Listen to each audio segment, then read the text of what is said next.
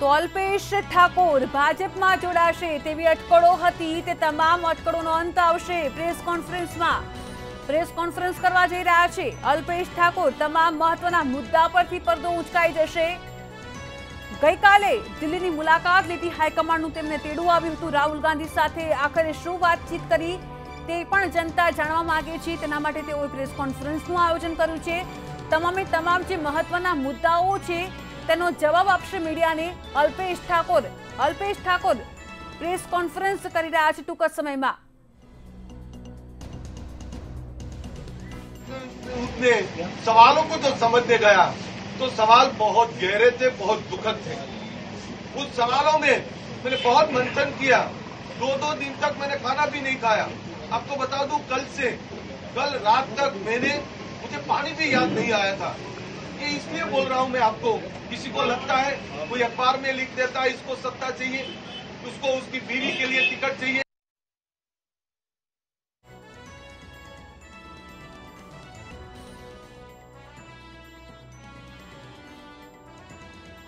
सवालों को जो समझने गया तो सवाल बहुत गहरे थे, बहुत दुखद थे। उस सवालों में मैंने बहुत मंथन किया। 2-2 दिन तक मैंने खाना भी नहीं खाया। आपको बता दूं, कल रात तक मुझे पानी भी याद नहीं आया था। ये इसलिए बोल रहा हूं मैं आपको, किसी को लगता है कोई अखबार में लिख देता है इसको सत्ता चाहिए, उसको उसकी बीवी के लिए टिकट चाहिए। मैं आपको दावे से बोल रहा हूं, मेरी बीवी मेरा घर संभाल रही है। मैं घर संभाल नहीं पा रहा हूं क्योंकि मुझे लाखों गरीबों को घर संभालने की जरूरत है। मुझे मेरा घर नहीं संभाल रहा हूं। मेरा घर, मेरे बच्चे, मेरे माँ बाप, मेरे भाई बहन, मेरे भतीजे, इन सबको संभालने की जिम्मेदारी मेरी बीवी की है। और उसने बोला है और मैं भी बोल रहा हूं, मेरी बीवी मरते दम तक राजनीति में कभी नहीं आएगी। मेरा परिवार राजनीति में नहीं आने वाला।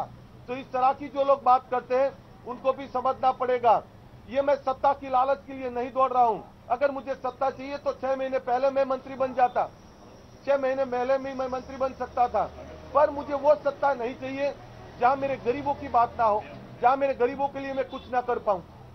तो जो ये लोग बात कर रहे हैं उस बात को भी मैं डिनाइज कर रहा हूं।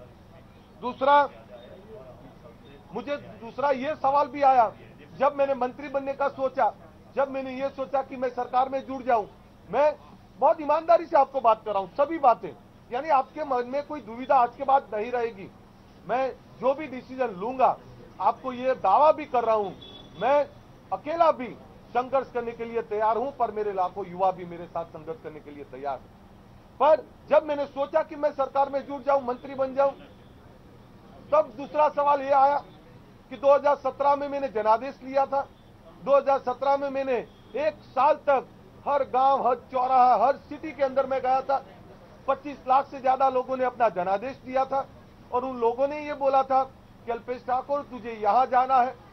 जब मेरे लोगों ने जनादेश दिया मुझे कि मुझे कांग्रेस पार्टी में जाना है, उस बात का भी मैंने सोचा। मैं कोई बंद कमरे में डिसीजन नहीं ले सकता। किसी को ये लगता होगा कि अल्पेश ठाकुर कंफ्यूज है। हाँ, मैं कंफ्यूज हूं।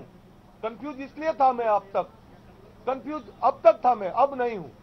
कंफ्यूज इसलिए मैं अब तक था, मुझे मेरे गरीब लोगों का वो दुख, जो लोग भूखे रहते हैं, जिनके कच्चे मकान देखता हूं, जिनके वहां पानी नहीं है, जिनके वहां बिजली नहीं है, जिनके वहां सड़कें नहीं है, जिनके लिए वहां रोजगार नहीं है, जिनके वहां शिक्षा नहीं है, उनको देखता हूं तो मैं मन ही मन रो पड़ता हूं। और कई बार अकेले में भी मैं रोया हूं और मैं बहुत इमोशनल हूं। मैं कभी अपने सेंटीमेंट छुपा नहीं सकता, मैं दब के नहीं रह सकता। मैं दिल से बोल रहा हूं, हाँ, मैं ईमानदारी से बोल रहा हूं। आप सबको मैंने मंत्री बनने का सोचा था, मैंने बात भी की, पर मैंने बहुत सारी बातों के लिए सोचा। कल रात तक मैं और धवल सिंह पूरी रात, परसों भी नहीं सोए, कल भी नहीं सोए। मैंने हर बार मेरे लोगों को पूछा। जब पूछा तो 2017 की बात आई और जब मैंने मेरे गरीब लोगों को पूछा तो उन्होंने ये सवाल किया मुझे, अल्पेश ठाकुर मुझे ये बताओ, क्या तुम्हारे पास पैसा था? क्या तुम सत्ता में थे? तुम्हारे पास कुछ नहीं था, फिर भी हम तेरे साथ जुड़े। क्या हमने तुझसे पैसा मांगा? क्या हमने तुझसे मकान मांगे? क्या हमने तुझसे ये हमारे विकास की बात मांगी? हमने ये सोच के ये मांगा है कि तू जब अपनी सरकार लेके आएगा तब मुझे मांगने की जरूरत नहीं होगी। हमें भी पता है तू सत्ता में नहीं है, तो तेरे पास अभी कुछ नहीं है, फिर भी जहां सम्मान है, जहां तूने वादा किया है, जिस बात को लेके तू राजनीति में जुड़ा है, उस बात को संभाल के रख। हम तेरे साथ हैं, संघर्ष करना पड़ेगा तब भी हमने तेरे साथ है। तो किसी ने मुझे यह बताया कैसा संघर्ष, तब किसी ने यह बताया कि शिवाजी महाराज को देख लीजिए, वो शिवाजी महाराज जो 25 साल तक जंगलों की खाक ढूंढ रहे थे, जो महाराणा प्रताप जिन्होंने 14-15 साल संघर्ष किया, युद्ध किया, जहां पे मैं तो रामचंद्र भगवान की बात करूं 14 साल वनवास में चले गए, और जहां पे हमारी आजादी के जो गढ़वैये थे, जो आजादी के लड़ने वाले लोग थे, 200 साल लड़े, कई मरे, कोई पीटे, 200 साल के बाद भी वो लोग सत्ता लेके आए। मैं ये भी बोल रहा हूं कि मेरे इस डिसीजन से, मैं जो डिसीजन लेने वाला उसमें मेरे कई युवा नाराज भी होंगे। उनको लगेगा कि हमें तुरंत सत्ता ले लेनी चाहिए थी, हमें तुरंत सत्ता के अंदर जाना चाहिए था, और कई लोग नाराज होकर कुछ भी डिसीजन ले सकते हैं। पर मेरी शुभकामनाएं उनके साथ, उनकी वजह से अगर 2-4 स्कूल भी आएंगे, 2-4 छात्रालय भी आएंगे, तो मुझे सबसे ज्यादा गर्व होगा। और उसके अंदर मेरे सेना के लोग हो या मेरे समाज के लोग हो, अगर सरकार से कुछ ले आते हैं तो मैं गर्व होगा मुझे। पर मैं सत्ता के बिगड़ रह सकता हूं, सम्मान के बिगड़ नहीं रह सकता। कोई मुझे बोलेगा ये बिकेगा या ये लालचू है, उस बात को लेके मैं कभी नहीं रह सकता।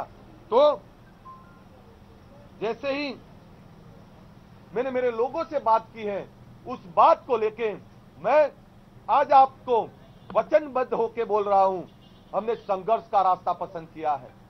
हमने वो संघर्ष का रास्ता पसंद किया जिस रास्ते में बहुत सारी कठिनाइयां हैं, बहुत सारा संघर्ष है। भले ही आज सत्ता नहीं है, लड़ेंगे हम, उस गरीबों के लिए लड़ेंगे, उन बेरोजगारों के लिए लड़ेंगे, उन किसानों के लिए लड़ेंगे, उन ओबीसी एससी एसटी के लोगों के लिए लड़ेंगे।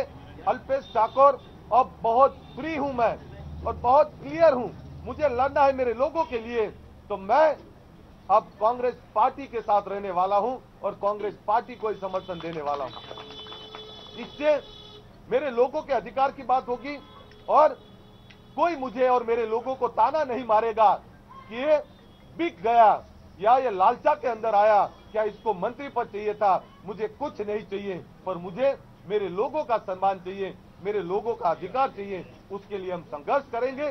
तो अब से मैं सभी पत्रकार दोस्तों को भी बोलना चाहता हूं, जो लोग ओछी भाषा में जो लोग बोल रहे हैं उनको भी बोलना चाहता हूं, अगर मुझे लालच होती तो मैं 6 महीने पहले चला गया होता।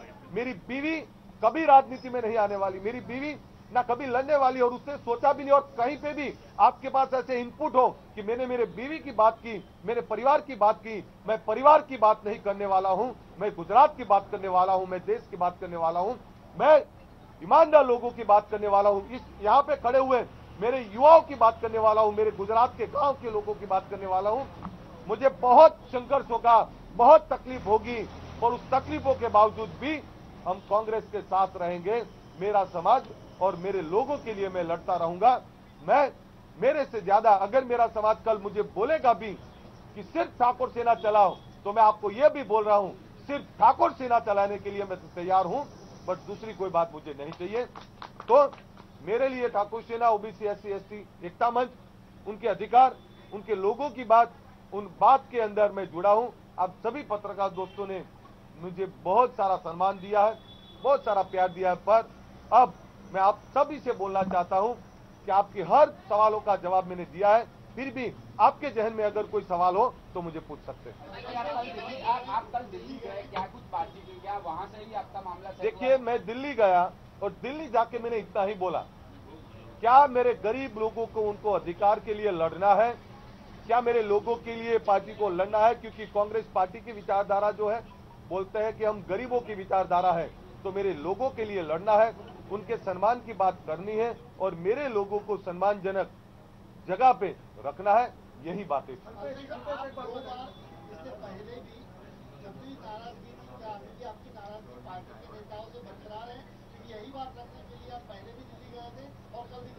देखिए, जो भी बात थी मैं अभी भी बोल रहा हूं, अब मैंने मन से ठान लिया है, जो सम्मान मेरे लोगों को मिलना चाहिए, अगर जहां पे सम्मान नहीं मिलेगा तो वहां पे भी मैं बात करूंगा, पर जहां पे मैं बात करूं कांग्रेस पार्टी की, तो कांग्रेस पार्टी से मेरी कोई नाराजगी नहीं। डील की बात इसलिए उठती है, सुनिए, डील की बात इसलिए उठती है क्योंकि अब आपने खुद थोड़ी देर पहले कहा कि आपके मन में मंत्री बनने की इच्छा थी, इसका मतलब बीजेपी के साथ आपकी मंत्री पद की बातचीत चल रही थी, तो आप लगातार ये कह रहे थे मेरे बारे में अफवाहें फैलाई जा रही है। आपको बोलूं मैं, जहां पे जो गरीबों की बात करता है, जो गरीबों के लिए लड़ता है, उसके मन में हमेशा ये भाव रहता ही है कि मैं सत्ता से मेरे गरीब लोगों को कुछ दे पाऊं, और वो भाव मेरे मन में था। मैं ईमानदारी से बोलता हूं, मेरे लोगों के लिए मैं संघर्ष करने वाला हूं।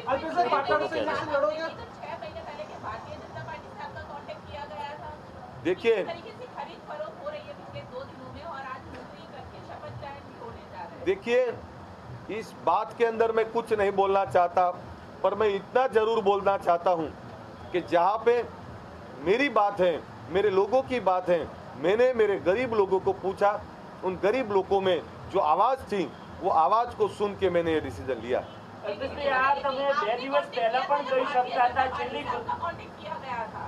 देखिए, 2 दिन पहले भी बोल सकता था, 6 महीने पहले भी बोल सकता था। मैंने शुरुआत में एक वर्ड बोला, आपको सुनना चाहिए था। पार्टी से, पार्टी की कार्यशैली से मुझे नाराजगी थी, वो बात से मैं डिनाई नहीं करता, पर जब अब बात यह है कि पार्टी की पूरी सिस्टम, पार्टी की पूरी नेतृत्व हर छोटी से छोटी बात के अंदर मेरे, चाहे गांव का मेरा सैनिक हो या तालुका, ब्लॉक का, जिले का, सबको सम्मान देने की बात होगी, सबको साथ लेके चलने की बात होगी और उनके अधिकार के लिए लड़ने की बात होगी। कोई बात आई है सामने कि आप ये सारी बातें कांग्रेस में तो पहले भी थे, तो ऐसा क्या कुछ हुआ कि आपको यहाँ तक दिल्ली जाना पड़ा और अब आप कह रहे हैं कि आपके साथ, अब आप ये कह रहे हैं कि कांग्रेस के साथ हूँ। देखिए, एक मिनट होगा, कल आप दिल्ली गए थे, कल आप अहमद पटेल से भी मिलेंगे, राज्य सभा सदस्य, क्या बात हुई? और वहाँ से आने के बाद भी आपने कोई अपना कहने क्लियर नहीं कि आज सुबह क्लियर करें। देखिए, मतलब क्या है कि एक पूरी रात खरीद करो भाजपा के साथ चले कि नहीं? पूरी रात पानी भी नहीं पिया। देखिए, आप सब बहुत होशियार लोग हैं। सुनिए, मैं वही बता देता हूं आपको, मेरा मोबाइल लोकेशन, आप कंपनी में से अगर आपको किसी को चाहिए तो मैं लिख के दूं आपको कि मेरा मोबाइल लोकेशन कल का एयरपोर्ट से फिर कहां था। अगर इस इलाके से 2 मिनट, अगर इस इलाके से, यानी इस 2 किलोमीटर के इलाके से मैं कहीं पे भी गया हूं और किसी के साथ भी बैठा हूं, तो आप जो बोले वो करने को तैयार हूं। मैं वहां से आके यहीं पे और इसी कुर्सी पे बैठ के सिर्फ हम दोनों पूरी रात एक दूसरे का मुंह देखते रहे हैं, तो और कुछ है नहीं। तो आप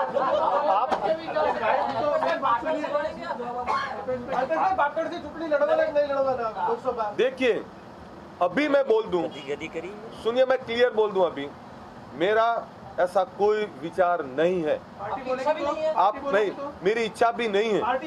सुनिए, मेरी इच्छा भी नहीं इसलिए हूं कि मुझे, आपको ये भी बता दूं कि मुझे गुजरात के अंदर काम करना है। मैंने पार्टी को भी ये रिक्वेस्ट किया है कि मुझे राष्ट्रीय सचिव नहीं रहना, मुझे गुजरात में काम करना है, क्योंकि जिन लोगों के लिए मैं राजनीति में आया हूं वो तो मेरे गुजरात के अंदर बैठे हुए लोग हैं। मुझे कोई दिल्ली की राजनीति नहीं करनी, मुझे गुजरात की राजनीति के अंदर मेरे लोगों के लिए लड़ना है। आपको मैं बता दूं, जहां मेरी बात हो रही है, धवल सिंह बाहर के एमएलए है, वो बरकरार रहेंगे। आपको मंत्री बनने की इच्छा थी क्या? भाजपा को भी मंत्री बनाने की इच्छा थी? देखिए, ये मेरी इच्छा थी। सुनिए, देखिए, मेरी इच्छा थी, बट उस इच्छा को आप किसी और के लिए तो मैं नहीं बोल सकता। पार्टी की इच्छा, सुनिए, पार्टी की इच्छा, अरे मेरी बात सुनिए ना, आपको सवाल ही करने हैं, पूछ लीजिए। चलिए, मैंने क्लियर कट आज बोला है। मान लीजिए भाजपा की इच्छा थी, नहीं थी, मेरी इच्छा थी, मैं ईमानदारी से बोल रहा हूं, मेरी इच्छा थी। अब उनकी इच्छा नहीं थी, वो इनका पॉइंट ऑफ व्यू है, उनकी इच्छा थी, वो उनका पॉइंट ऑफ व्यू है। पर मैं अभी भी बोल रहा हूं, मैं मंत्री नहीं बनना चाहता अब, क्योंकि मैं अब मेरे लोगों के लिए लड़ूंगा। मैं क्या बोल रहा हूं, मैं किसी को बोला नहीं बोला उस बात में मत जाइए। जैसे देखिए, जैसे आप समझ लीजिए, अरे आप समझ लीजिए, इतना बड़ा संगठन, इतने ज्यादा लोग और एक विचार, एक आवाज, उस आवाज को कोई पार्टी एक्सेप्ट करे ना करे वो उसका पॉइंट ऑफ व्यू। पर मैं दूसरा ये बोल सकता हूं आपको, जो लोग गए हैं उनको बनाया गया है, आज भी जो लोग गए हैं उनको भी बनाया गया। तो मैं उनको शुभकामना देता हूं कि जो लोग गए हैं वो लोग गरीबों, बेरोजगारों, किसानों के लिए कुछ लेके आएंगे गुजरात के अंदर, इन गरीबों को लिए कुछ करेंगे। उन सभी लोगों को जो आज लोग शपथ करने वाले हैं उनको भी मैं शुभकामना देता हूं। पर 12 तारीख को हमारी CWC होने वाली है, उसके अंदर आप सभी को आमंत्रित करता हूं। मैं बार बार बोल चुका हूं, नाराज मैं था पार्टी की कार्यशैली से, कुछ लोगों की कार्यशैली से। अब मैंने तय कर लिया है, कोई भी कुछ भी करे, अब मुझे संघर्ष करना है, तो उस संघर्ष में सही जगह पे कुछ भी आएगा, कुछ भी लगेगा, मैं संघर्ष करूंगा। देखिए अब मुझे पार्टी के अंदर संघर्ष करने की जरूरत नहीं पड़ेगी। पार्टी के अंदर अब मुझे संघर्ष करने की जरूरत नहीं पड़ेगी। अब पार्टी ऐसा आप समझ लीजिए, आने वाला वक्त आपको बताएगा। आपको बोल दूं मैं, वो नाराजगी एक ही मुद्दे पे खत्म हुई है, आपके लोगों का सम्मान अब कोई भी तोड़ेगा, आपके लोगों के साथ कोई भी दुर्व्यवहार करेगा तो पार्टी उसके खिलाफ एक्शन लेगी। एक दूसरा सवाल, आपने जब ठाकुर सेना चलाई थी तब आप अपने बेटे की कसम खा के कहते थे कि मैं पॉलिटिक्स ज्वाइन नहीं। अब मैं ये मानता हूँ, आप जब न्यूज चलाते हैं, आप जब बहस से सवाल करते हैं, 2012 में आपको ये जानना होगा 25 लाख लोगों का जनादेश लेके हम लोग आए हैं। तो उस बात को आप उस बहस से मत कीजिए। आप मैं क्लियर आपको बोल दिया मैंने, मैं कांग्रेस पार्टी के अंदर हूं, मेरे लोग उनके लिए लड़ेंगे हम लोग, और कांग्रेस पार्टी आने वाले वक्त के अंदर इसके लिए आंदोलन भी करेंगे। देखिए मैं लोकसभा चुनाव में नहीं लड़ने वाला। देखिए हार्दिक पटेल कांग्रेस में आने वाले, ऐसा मैंने आप लोगों के माध्यम से जब सुना है, तो मैं उनको आमंत्रित जो किया गया पार्टी की ओर से, मैं खुद, अगर वो अच्छी तरीके से आते हैं और अगर वो जिस तबके की लड़ाई लड़ रहे हैं वो आते हैं, नहीं आते हैं, पर जहाँ पे गरीब की बात होगी, जहाँ पे बेरोजगार की बात होगी, जहाँ पे पिछड़ों की बात होगी, जहाँ पे किसानों की बात होगी, मैं उनके साथ भी हूँ, हम लड़ने के लिए तैयार हैं। देखिए हार्दिक पटेल, अगर कोई भी कोर्ट का जो इश्यू चल रहा है उसको आप समझने दीजिए। देखिए मेरा कद छोटा है, मेरे लोगों का कद छोटा है, हमारी मांगे बहुत ज्यादा नहीं है। हम तो यही मानते हैं, और सरकार से भी आपके माध्यम से मैं अभी भी रिक्वेस्ट कर रहा हूं कि सरकार हमारे गरीब लोगों के लिए स्कूल, कॉलेज, छात्रालय, उनके मकानों की, बेरोजगारों की, इनके अधिकार की बात करें। और सरकार जो मेरा ठाकुर विकास निगम है उसमें भी 200-500 करोड़ डाले, क्योंकि उसमें कोई वहीवटी प्रक्रिया के अलावा कोई पैसा नहीं है। तो मैं आपके माध्यम से सरकार से रिक्वेस्ट करता हूं कि सरकार ठाकुर विकास निगम में 200-500 करोड़ भी डाले, और सरकार मेरे समाज के लिए और मेरे समाज के साथ OBC, SC, ST के उन गरीब लोगों के लिए शिक्षा में आधुनिकीकरण लाए और शिक्षा की व्यवस्था खड़ी करे और वहाँ छात्रालय बने। भाई सुनिए, पहली बार आप आज कह रहे हैं कि एकदम साफ साफ आप बोल रहे हैं, और पहली बार आज आपकी बात समझ में नहीं आई। देखिए आपको अगर समझ में नहीं आती, मैंने क्लियर बोल दिया, आप इतने भी बुद्धू नहीं है, मैंने क्लियर कट बोल दिया है, जो बात थी वो मैंने क्लियर कट बोल दिया है। नाराजगी थी, नाराजगी खत्म है, मेरे लोगों ने जो बोला है उस बात को लेकर मैं आगे। आपकी बात नहीं बनी, पर जो बाकी लोग अभी जा रहे हैं और सीधे मंत्री बन रहे हैं, क्या कुछ कहेंगे? मैं उन सबको, जो लोग जा रहे हैं उनको भी मैं शुभकामनाएं देता हूं, क्योंकि मैं ये मानता हूं कि वो खरीद फरोख्त में नहीं गए होंगे। मैं ये मेरे सवाल मैं बोल देता हूं, मैं ये मानता हूं कि वे खरीद फरोख्त में अंदर नहीं गए होंगे, वो मंत्री बनने के लिए नहीं गए होंगे। उन्होंने कुछ तय किया होगा कि सत्ता में जाके बेरोजगारों के लिए अधिकार ले आएंगे, जो गुजरात के अंदर लाखों बेरोजगार हैं उनकी पॉलिसी बनाएंगे, जो किसानों के कर्जे माफी की बात है वो हल करेंगे, जो जितने भी स्कैम हुए उसके गुनहगारों को सजा दिलवाएंगे, जिन पिछड़ों के अधिकार की बात की उन अधिकारों की बात करेंगे, क्योंकि ये वही लोग हैं 2 दिन या 2 महीने पहले इन्हीं लोगों ने इन इश्यूज को उठाया था, चाहे असेंबली के अंदर हो चाहे बाहर हो।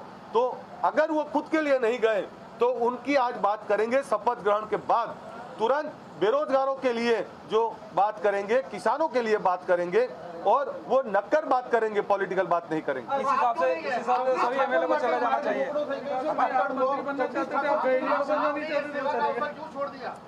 देखिए, कई बार ऐसा होता है कि आपको बहुत मनोमंथन करना होता है, सत्ता चाहिए, सत्ता सबको अच्छी लगती है, पर जिस सत्ता को लेके अगर आप चोर साबित होते हो, जिस सत्ता को लेके अगर आप लुटेरे साबित होते हो, तो वो सत्ता मुझे नहीं चाहिए।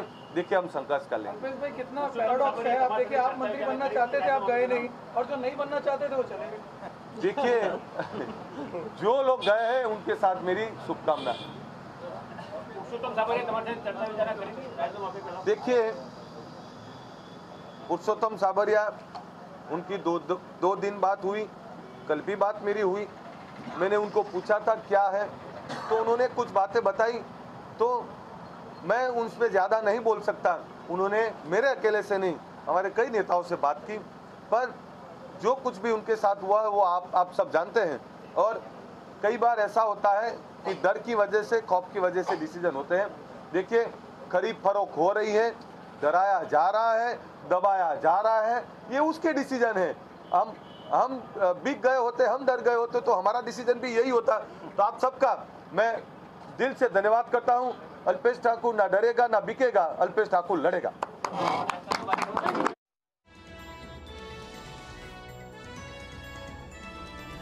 तो अल्पेश ठाकुर डरशे नहीं परंतु लड़शे तेवी बात कही। आ साथे ज आपने जणावीशुं के मंतव्य न्यूज द्वारा जे समाचार सामे આવી રહ્યા હતા તેની પર મોહર લાગી ગઈ છે। થોડાક જ કલાકો પહેલા મંતવ્ય ન્યૂઝના સંવાદદાતા એ ખાસ આ સમાચાર આપ્યા હતા કે કોંગ્રેસમાં તેઓ યથાવત રાખશે। આ સમાચારને હવે મોહર લાગી ગઈ છે। મંતવ્ય ન્યૂઝ ફરી એકવાર સાર્થક સાબિત થયું છે। અગ્રેસર સમાચાર આપવામાં આપને જણાવીશું કે મંતવ્ય ન્યૂઝ દ્વારા સમાચાર પ્રસારિત કરવામાં આવ્યા હતા કે કોંગ્રેસ હવે કોંગ્રેસનો સાથ અલ્પેશ ઠાકોર નહીં છોડે, તે સમાચાર આખરે સાચા સાબિત થયા છે।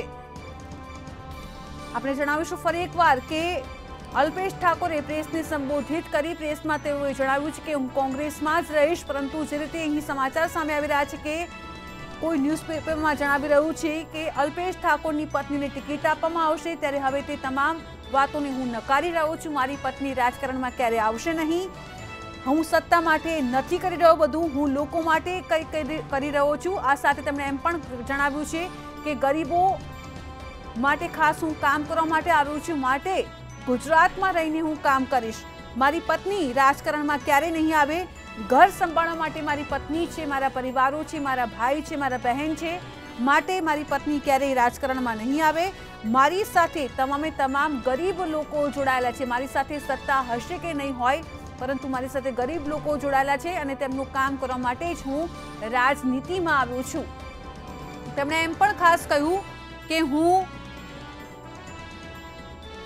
કન્ફ્યુઝ એટલા માટે હતો કે વીજળી, પાણી અને રોજગાર, શિક્ષા માટે ગરીબ લોકો પાસે જે નથી તેના માટે હું સતત લડી રહ્યો હતો અને એકલામાં ઘણીવાર હું રડ્યો પણ છું। હું દબાઈને નહીં જીવી શકું, સત્તા વગર રહી શકું છું, પરંતુ સન્માન વગર નહીં રહી શકું, તેવું અલ્પેશ ઠાકોરે જણાવ્યું છે। આ સાથે એમણે એમ પણ વાત કરી છે કે સંઘર્ષનો રસ્તો મને પસંદ છે અને સંઘર્ષ પણ હું આગામી સમયમાં બહુ જ કરીશ। બેરોજગારો, ખેડૂતો તેમજ ઓબીસી, એસસી, એસટી માટે મારી લડત છે તે યથાવત રહેશે। કોંગ્રેસ પાર્ટીને જ હું સમર્થન આપીશ। મારી નારાજગી ચોક્કસથી હતી અને મને મંત્રી પદ મળે તે માટે પણ મારી ઈચ્છા હતી, પરંતુ હવે આ તમામ અટકળોનો હું અહીં અંત લાવી રહ્યો છું। હું કોંગ્રેસમાં યથાવત રહીશ। ફરી એકવાર દર્શક મિત્રો આપને જણાવીશું, કલાકો પહેલા જ અમારા રિપોર્ટર દ્વારા ખાસ આ સમાચાર એક્સક્લુઝિવ માહિતી આપવામાં આવી હતી મંતવ્ય ન્યૂઝ ઉપર। આ માહિતીને મહોર લાગી ગઈ છે। મહત્વના સમાચાર કહી શકાય, 2 દિવસથી અટકળો ચાલતી હતી કે અલ્પેશ ઠાકોર ગમે ત્યારે ભાજપમાં જોડાઈ શકે છે કોંગ્રેસનો હાથ છોડીને, ત્યારે હવે જે સમાચાર અહીં સામે આવી રહ્યા છે, પ્રેસને તેઓ સંબોધિત કરી રહ્યા હતા તે સમયે હવે બહાર આવ્યું છે કે તેઓ કોંગ્રેસમાં યથાવત રહેશે. રાહુલ ગાંધીની વાતચીતમાં તેઓ જણાવ્યું છે કે ગરીબ લોકોની ત્યાં વાતચીત થઈ છે, શું તમે ગરીબ લોકો માટે લડશો કે કેમ, તે અંગે જ વાતચીત થઈ છે, તે સિવાયની બીજી કોઈ વાતચીત થઈ નથી. આ સાથે તેમણે એમ પણ જણાવ્યું છે કે કોંગ્રેસ પાર્ટીને મારું સમર્થન રહેશે, મારા લોકો માટે મને કામ કરવાની ઈચ્છા છે, તેમજ ગુજરાત મારા દેશની મારે વાત કરવી છે, મારે દિલ્હીમાં જઈને બીજા કોઈ લોકોની વાતચીત નથી કરવી, કારણ કે મારી શરૂઆત જ આંદોલનથી થઈ છે. ત્યારે આંદોલનમાં 1 લાખ જેટલા લોકોએ મને સમર્થન આપ્યું હતું અને હવે તેમની જે વાત છે તે સરકારના કાને પડે